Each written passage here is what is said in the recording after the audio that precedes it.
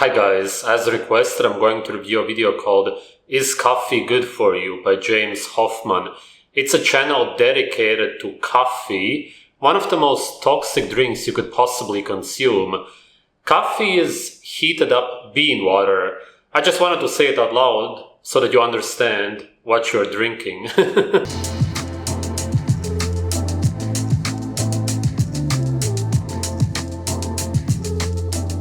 Today, we're going to be answering the question, is coffee good for you? And it's a big question. It's one I get asked a lot, and I understand it. It's not a big question. It's very simple. As I said, coffee is heated up bean water. Some people call it bean soup. And that's what it is. There's incredibly many toxins, seeing as beans are insanely toxic. That's why we can't consume them raw. And the reason we consume coffee instead of raw soaked bean water is because from the soaked bean water we would die, and from the coffee we don't if we consume smaller amounts, simply because a lot of the toxins have been destroyed. Of course, there's still way too many intact, such as phytic acid. There's also a very harmful aflatoxin found in coffee, many harmful acids. It's almost impossible to eat or drink anything these days without some awful tabloid rag telling you it's either going to kill you and give you cancer or help you live forever. Now, the eagle-eyed amongst you might have noticed that I am not a medical professional. And I should say, none of this is medical advice. And he's not even sick.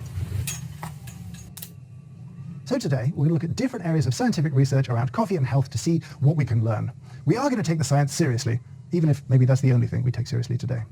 Now, caffeine is one of the most studied substances on Earth, and it's humanity's psychoactive drug of choice. And that means there's actually quite... Right, it's because people are essentially addicted to it. It tastes horrible, of course, seeing as it's bean water, obviously, but people get addicted to the adrenaline rush for the most part. There's also other chemicals involved. It's a biochemical addiction to the effects of coffee, not coffee itself exactly. Quite a lot of research about coffee out there, too, for us to look at. But it's important to remember, scientific research like this is complex, often contradictory, and it is evolving all the time. So I'm not here to give you the last or final word on anything. So the first area we're going to look involves a terrifying phrase. We're going to look at the relationship between coffee and all-cause mortality. These are studies done asking the question, does drinking coffee make you die sooner?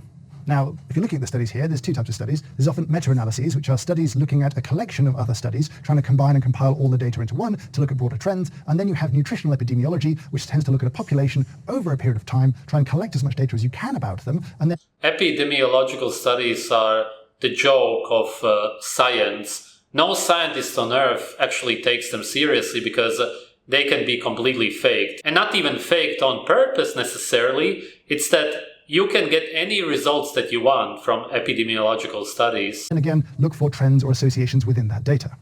The news from the studies is pretty good. Drinking coffee has been associated with a reduction in all-cause mortality. The numbers are not universal everywhere, but one study showed 4 cups a day, a 16% reduction in all-cause mortality, and a 21% reduction in cardiovascular heart disease. So this is great news. Let's just drink more coffee. Well, hang on. We need to look at criticisms of this kind of work. Firstly, these are not your standard double-blind, very controlled trials. We're not taking a bunch of identical twins, splitting them in half, and giving one group coffee their whole life, and the other group no coffee their entire life. Right. That would be pretty much the only way to do an actual scientific study. Take 100 people, they don't even have to be twins necessarily, even though that would be ideal, obviously.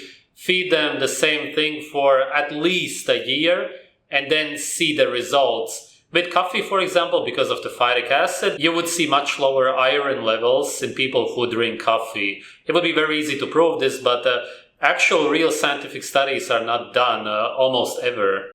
Ethics committees seem to get in the way of these sort of things. And again, nutritional epidemiology has a bunch of critics out there who see a lot of limitations in those kind of studies. A lot of the data about what people eat and drink is self-reported. And even then, well, from my point of view, what exactly is a cup of coffee?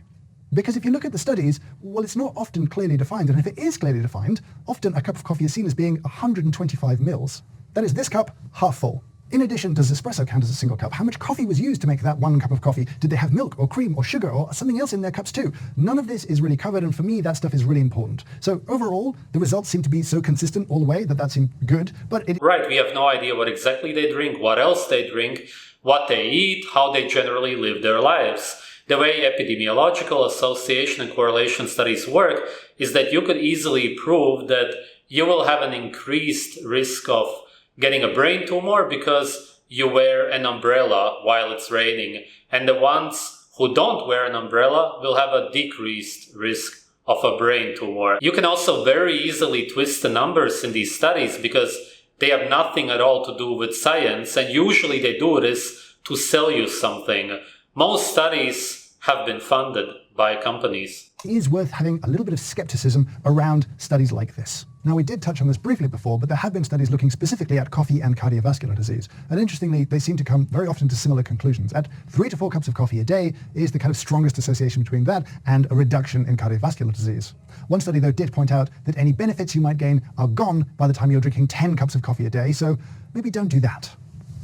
It would be impossible to lose the benefits of drinking coffee by drinking too much of it, if it was generally good for you. You can't drink too much blood as long as you drink until satiation.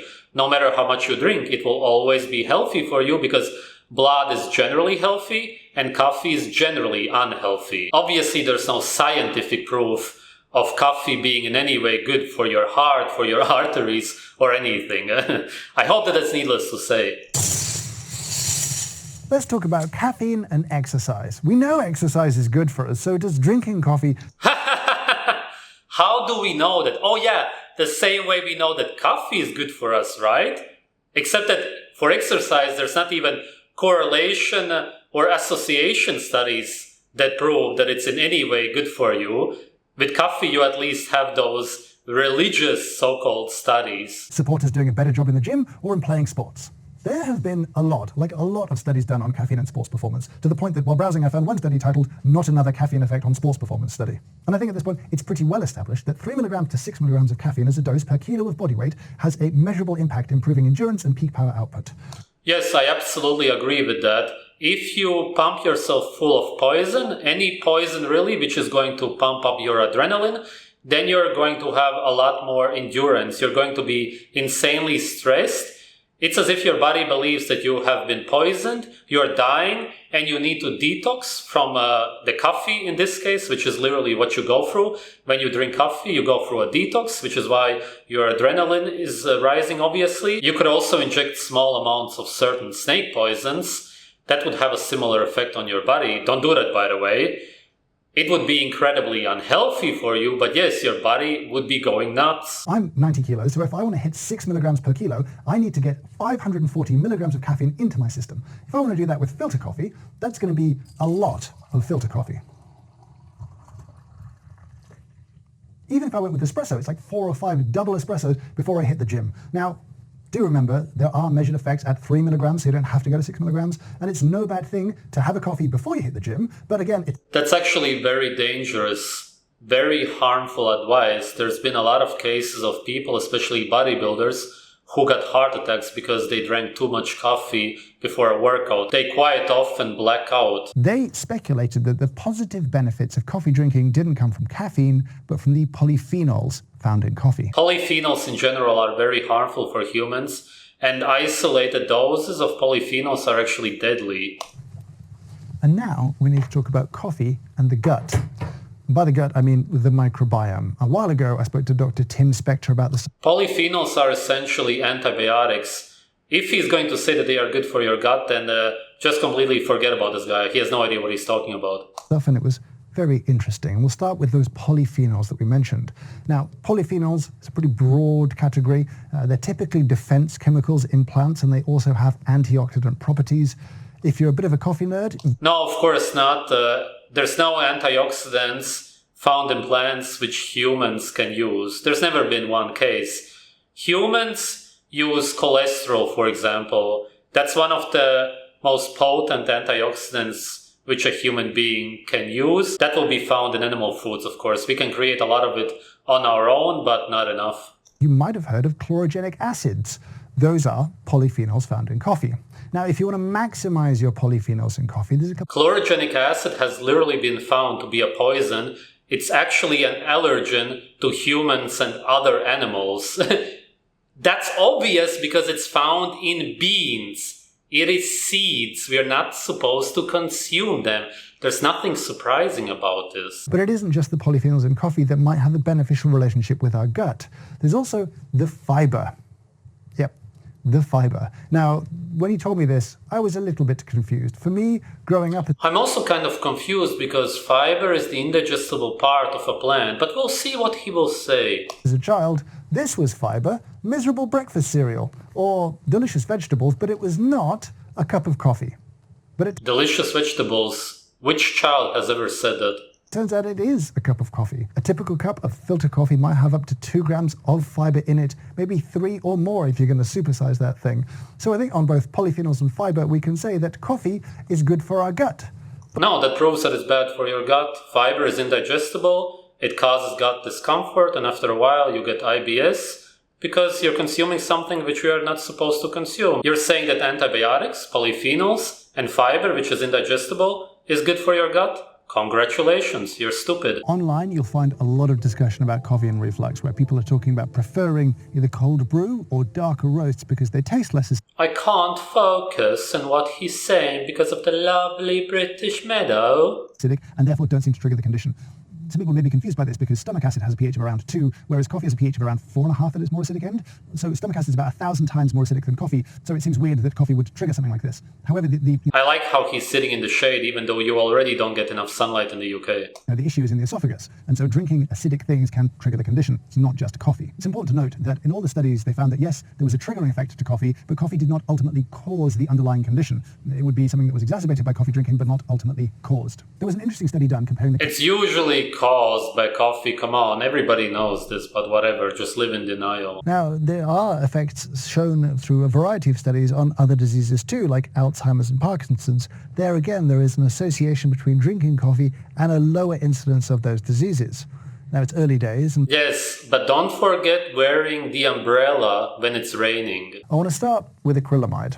Now, acrylamide is a compound that is considered carcinogenic, and it is found in very small quantities in coffee. Now, the levels found in coffee are very, very, very low, way lower than you'd find in even a portion of... There's many carcinogens which are found in coffee, such as the aflatoxin, which I mentioned before. Now, in those studies, a reduction in liver and kidney cancers with coffee consumption popped up a few times, but there's no real consistent reduction in cancer likelihood associated with coffee drinking that's common across absolutely everything.